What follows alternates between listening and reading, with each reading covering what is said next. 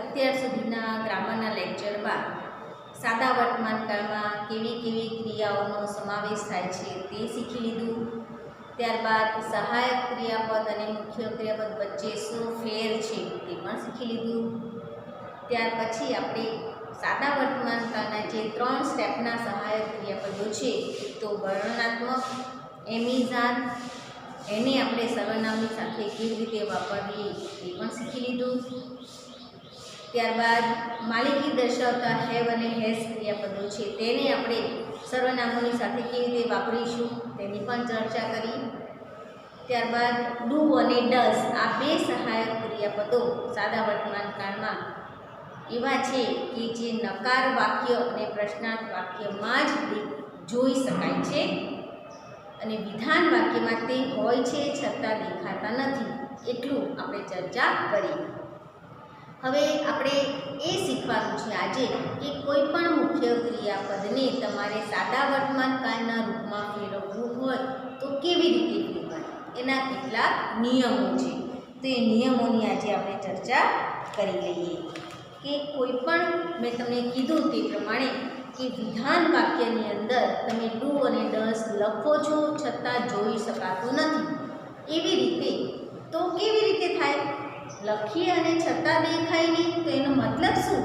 તેનો અર્થ એ કે સહાયક ક્રિયાપદ અને મુખ્ય ક્રિયાપદ બંનેને આપણે જોઈન્ટ મિક્સ કરીને લખવાનું છે. દૂધની અંદર તમે ખાંડ નાખો તો બધી જ ખાંડ ઓગળી જાય. કોઈક ખાંડ આખી રહી ગઈ હોય તો આપણે જ્યારે દૂધ પી જઈએ ત્યારે વાટકામાં આપણને નીચે ખાંડના દાણા જોવા મળે ત્યારે, બરાબર? તો એવી રીતે જ્યારે ડુ અને ડઝે તમે મુખ્ય ક્રિયાપદની સાથે મિક્સ કરો છો ત્યારે ડઝ એક ક્રિયાપદ એવું છે કે જે વાક્યમાં જે મુખ્ય ક્રિયાપદ છે જેની અંદર તમે મિક્સ કરો છો એની પાછળ થોડુંક દેખાય છે, જ્યારે ડુ ક્રિયાપદ સહેજ પણ દેખાતું નથી. જેમ દૂધની અંદર કે પાણીની અંદર તમે મીઠું નાખો અને મીઠું એકદમ મેલ્ટ થઈ જાય, એકદમ ઓગળી જાય, સહેજ પણ દેખાય નહીં, બરાબર?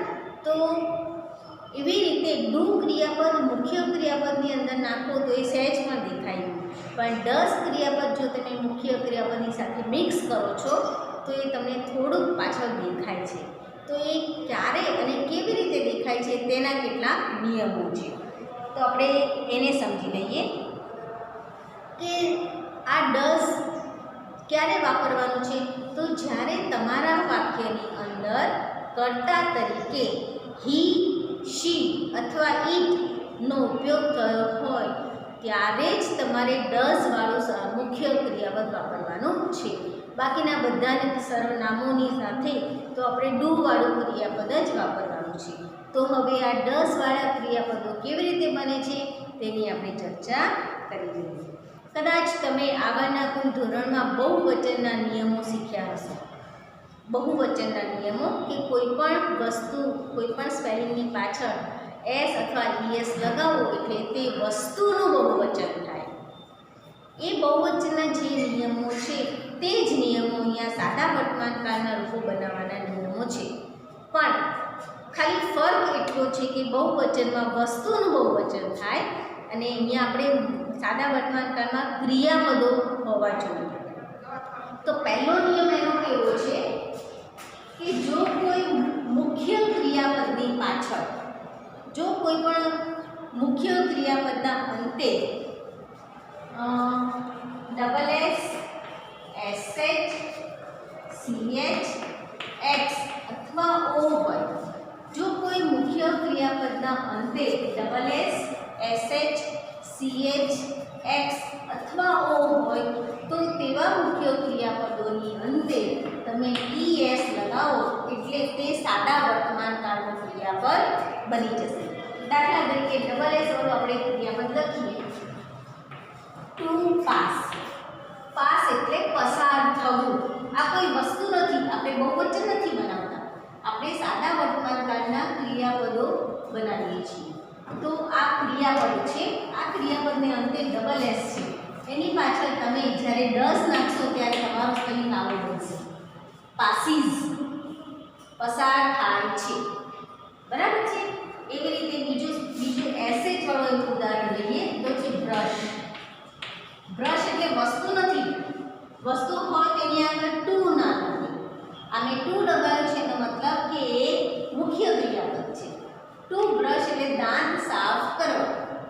એની પાછળ પણ sh છે, તો એની અંદર તમે જ્યારે ડસ નાખશો ત્યારે તમારું સ્પેલિંગ આવું બનશે, બ્રશીઝ.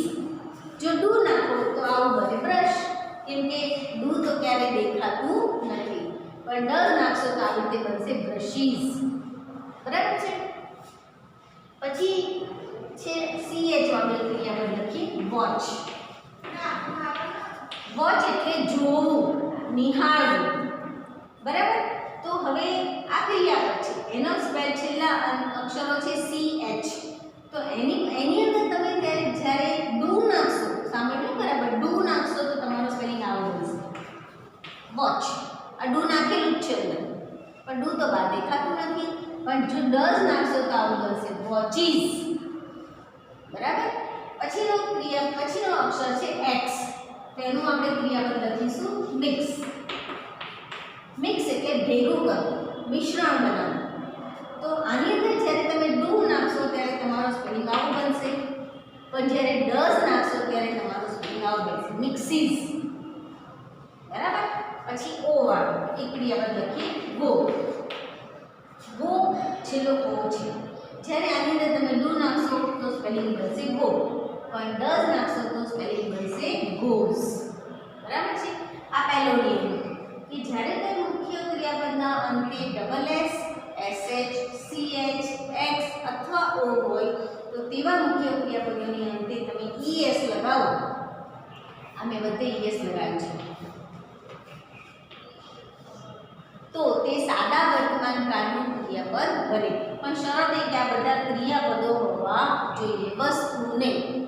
બરાબર.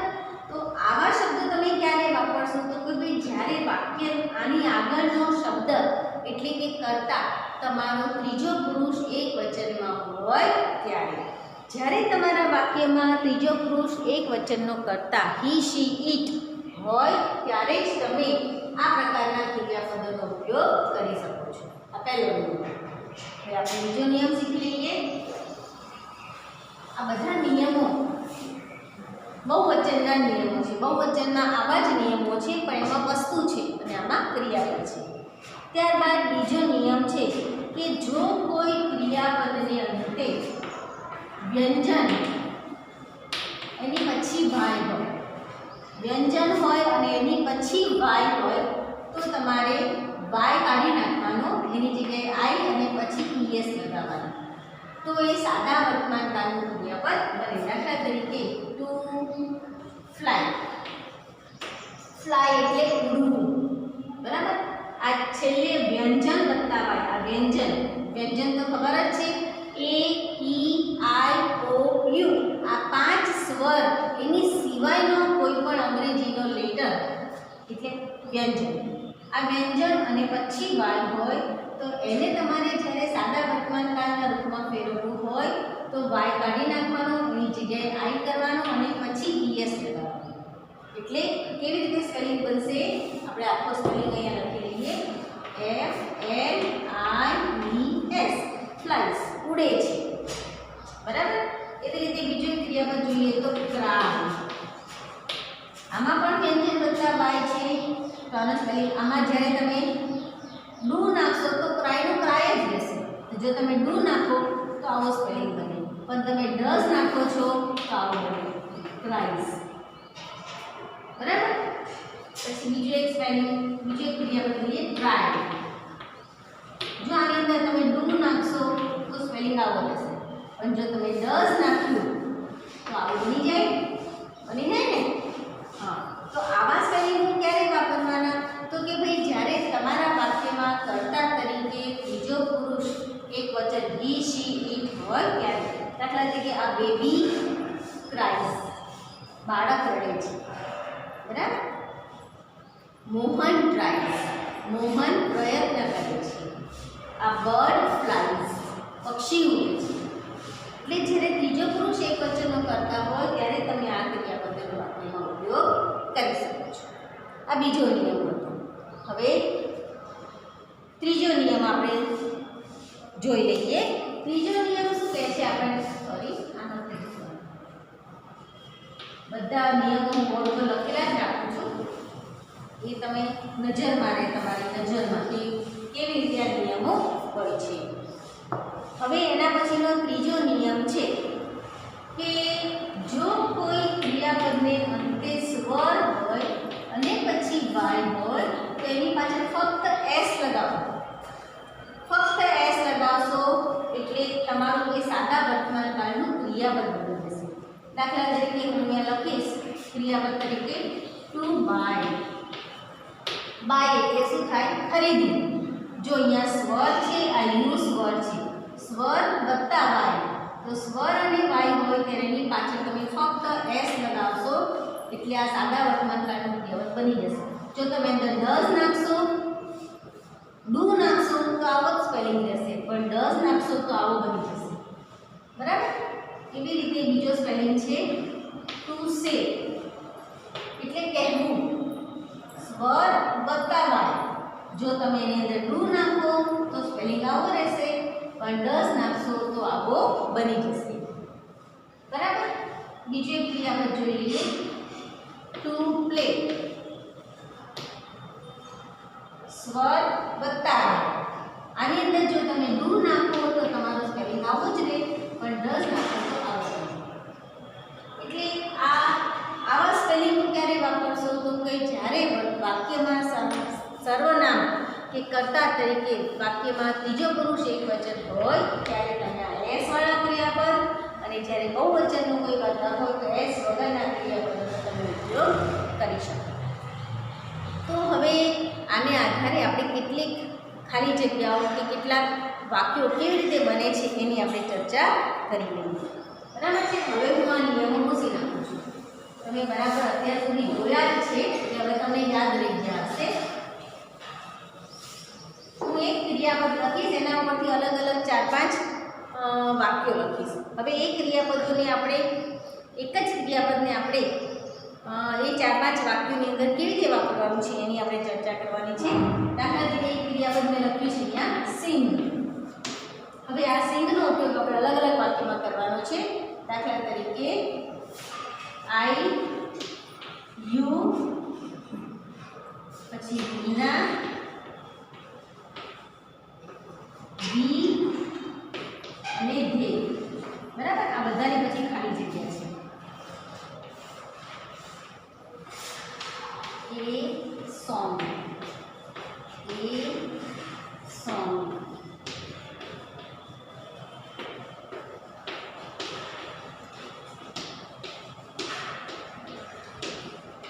અને આપણે સાદા વર્તમાન કાળના રૂપોમાં જ ખાલી જગ્યા પૂરવાની છે. અહીંયા ક્રિયાપદ આપ્યું છે સિંગ. સિંગ એટલે ગાવું. હવે આને આપણે આ બધા શબ્દ ખાલી જગ્યાઓમાં લખવાનું છે, એક જ શબ્દને. પણ કોકની પાછળ એસ હોય, કોકની પાછળ ના હોય, એ આપણે નક્કી કરવાનું છે. તો અહીંયા હું પહેલા સિંગ તો લખું. હવે જોઉં છું આની આગળ કોણ છે? આઈ. આઈ એ ત્રીજો પુરુષ એકવચન એટલે કે હી શી માં આવે છે, નથી આવતો તો આની અંદર આપણે ડુ નાખવાનું. જો આવે હી શી ઇટની અંદર આવે તો ડઝ નાખવાનું, નહીતર ડુ નાખવાનું. હવે આ નથી આવતું તો આની અંદર આપણે ડુ નાખવું છે. ડુ તો નાખીએ તો પાછળ કંઈ દેખાશે નહીં? દેખાય. આની અંદર ડુ નાખેલું જ છે અત્યારે. બરાબર છે? હવે અહીંયા બીજો છે યુ. યુ એટલે બીજો પુરુષ, એ ત્રીજા પુરુષમાં આવતો જ નથી, તો આની સાથે પણ આપણે ડુનો ઉપયોગ કરીશું. એટલે ખાલી સિંગ જ લખી દેવાનું, અંદર ડઝ નાખવાનું છે નહીં. અહીંયા આપ્યું છે નામ મીના. તો મીના એ ત્રીજો પુરુષ એકવચનમાં આવે છે. મીનાનું સર્વનામ શું થાય? શી. તો હી શી ઇટમાં આવે છે. બરાબર? તો આ હી શી ઇટમાં આવે છે એટલે હવે અહીંયા તમે જે ક્રિયાપદ વાપરશો એની અંદર તમારે ડઝ મિક્સ કરવું પડશે, કારણ કે ડઝ દેખાય એમ લખવાનું નથી. લખવાનું છે પણ બતાવવાનું નથી. તો હું આ લખીશ સિંગ અને એની પાછળ ફક્ત એસ લગાવી દઈશ, કેમ કે કોઈ નિયમો કામમાં લાગુ પડતો નથી. તો આની અંદર ડઝ આવી ગયું. એટલે આ ત્રીજો પુરુષ એકવચન, એની સાથે ડઝ વાળું ક્રિયાપદ આપણે લખ્યું. વી એ બહુવચનનો કરતા છે, તેની સાથે આપણે ડુ વાળું ક્રિયાપદ આ ડુ વાળું. આ દે પણ બહુવચનો કરતા છે, એની સાથે પણ આપણે ડુ વાળું ક્રિયાપદ આ થઈ ગયું. ડુ વાળું જોયું? જ્યારે ત્રીજો પુરુષ એકવચનનો એક કરતા હોય ઈ શી ઈટ હોય ત્યારે જ તમે ડઝ વાળું ક્રિયાપદ વાપરી શકો છો, બાકી બધાની સાથે તમારે ડુ વાળું ક્રિયાપદ વાપરવાનું છે. હવે આવું બીજું એક બે ઉદાહરણ જોઈ લઈએ આપણે.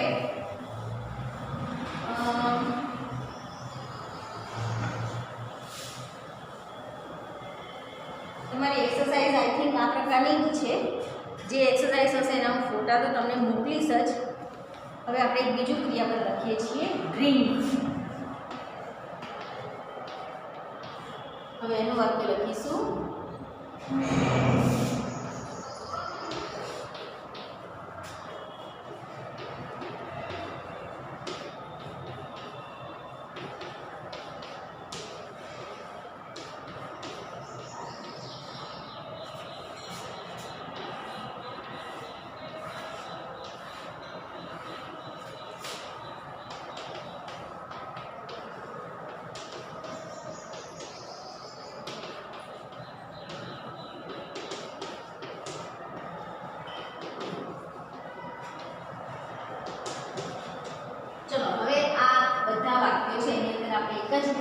ડ્રિંકનો ઉપયોગ કરવાનો છે, પણ દરેક વાક્યમાં કર્તા અલગ અલગ છે.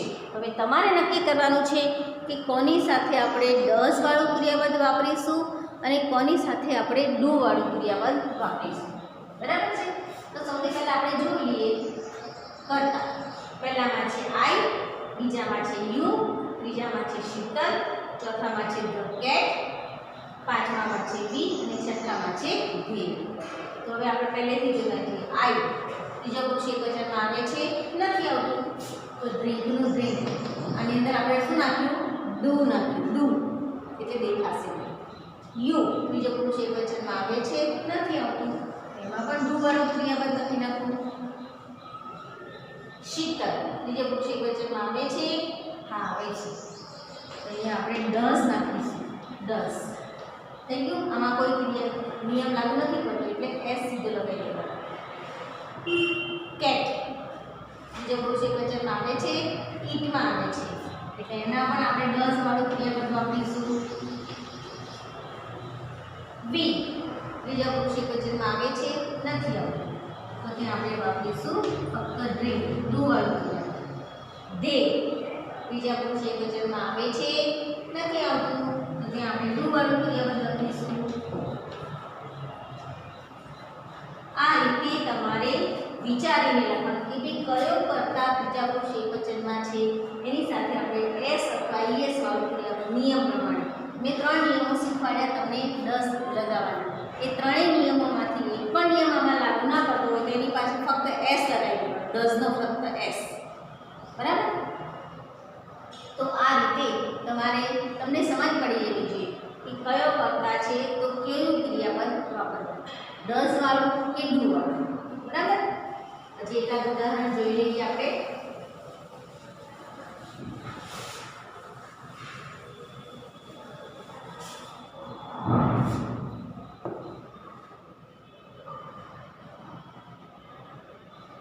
એક ક્રિયાપદ આપણે લખીએ છીએ ફ્લાય. ફ્લાય એટલે શું થાય? ઉડવું. બરાબર?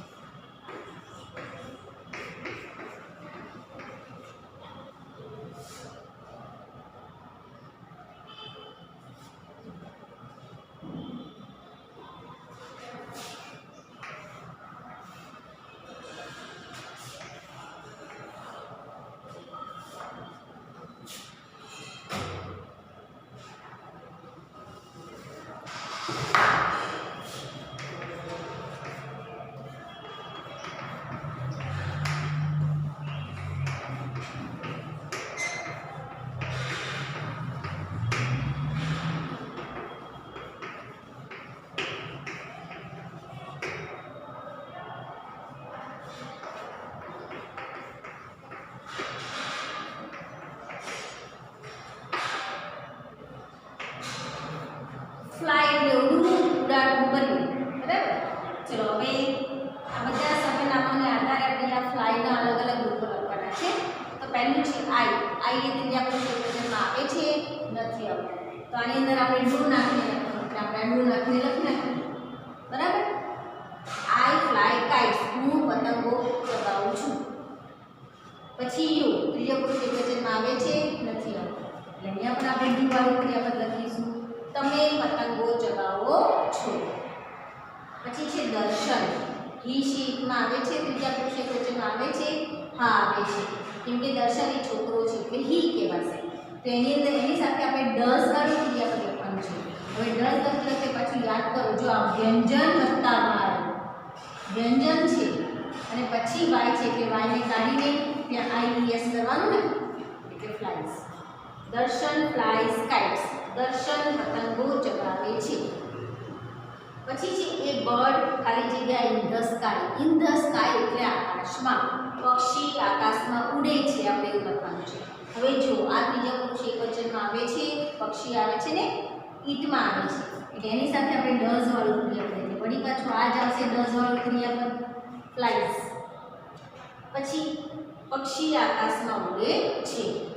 વી ખાલી જગ્યા કાઇટ્સ, વી ત્રીજા પુરુષ એકવચનમાં આવે છે નથી આવતું એટલે એની જોડે આપણે ડુ વાળું ક્રિયાપદ લખીશું. વી ફ્લાય કાઇટ્સ, અમે પતંગો ચગાવીએ છીએ. અને પછી છે દે એ ત્રીજા પુરુષ એકવચનમાં આવે છે, હી શીટમાં આવે છે નથી આવતું. આવે ત્રીજા પુરુષમાં પણ બહુવચનમાં આવે છે, એકવચનમાં નથી આવતું એટલે આની જોડે પણ આપણે ડુ વાળું ક્રિયાપદ લખીશું. દે ફ્લાય કાઇટ્સ, તેઓ પતંગો ચગાવે છે. તો આ રીતે સાદા વર્તમાનકાળમાં વિધાન વાક્યોમાં ડુ અને ડઝ લખવાના પણ દેખાય નહીં. આ ખાસ ધ્યાન રાખજો. હવે પછીના લેક્ચરમાં આપણે સાદા વર્તમાનકાળમાં નકાર વાક્ય કેવી રીતે બને અને પ્રશ્નાર્થ વાક્ય કેવી રીતે બને તેની ચર્ચા કરીશું. અહીંયા આપણે આપણું લેક્ચર પૂરું કરીએ છીએ. Thank you.